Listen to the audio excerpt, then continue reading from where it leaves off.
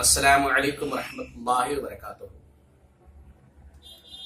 حضرت ابو ہریرہ رضی اللہ تعالی عنہ فرماتے ہیں کہ نبی کریم صلی اللہ علیہ وسلم نے ارشاد فرمایا کہ ایمان کی 70 اور کچھ شاخیں ہیں، ایمان کی 70 اور کچھ منزلیں ہیں، کچھ درجے ہیں۔ اسلام کی سب سے پہلی منزل، اسلام کی پہلی شاخ، اسلام کا پہلا درجہ لا الہ الا اللہ کہنا ہے، یعنی اللہ کے علاوہ کوئی معبود نہیں، اللہ کے علاوہ کوئی عبادت کے لائق نہیں۔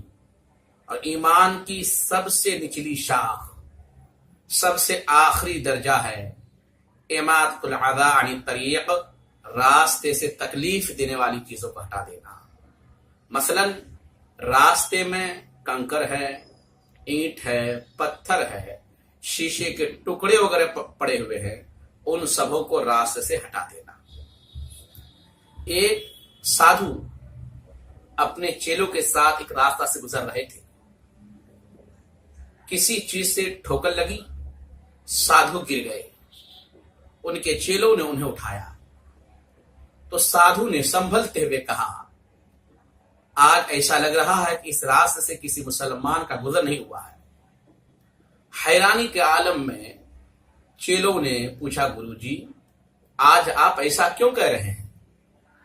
تو ان کے گرو جی نے ان سے کہا کہ مسلمان کے پیارے حبیب کا فرمان ہے کہ جس راستے میں تکلیف دینے والی چیز پڑی ہو، ان تکلیف دینے والی چیزوں کو ہٹا دو۔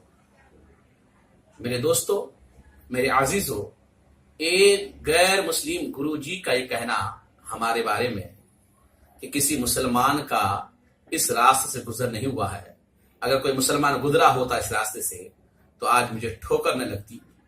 آج ہمارا آپ کا حال کیا ہے؟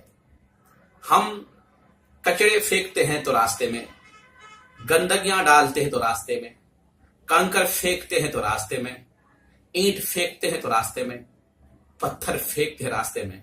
کیا ہمارا ایمان ہم سے یہی کہتا ہے؟ ہمارے نبی کا فرمان اماطۃ الاذی عن الطریق، راستے سے تکلیف دینے والی چیزوں کو ہٹا دو۔ ایک غیر مسلم گرو جی کا تاثر ہمارے لیے یہ کہ اس راستے سے آج کوئی مسلمان گزرا ہوتا تو مجھے ٹھوکر نہ لگتی، میں گرتا نہیں۔ اس لیے مسلمانوں، ہم پر اور آپ پر ضروری ہے کہ رسول اعظم صلی اللہ علیہ وسلم کے فرامین پر عمل کریں تاکہ ہم دنیا میں بھی کامیاب ہوں اور آخرت میں بھی کامیاب ہوں گے۔ السلام علیکم ورحمۃ اللہ وبرکاتہ۔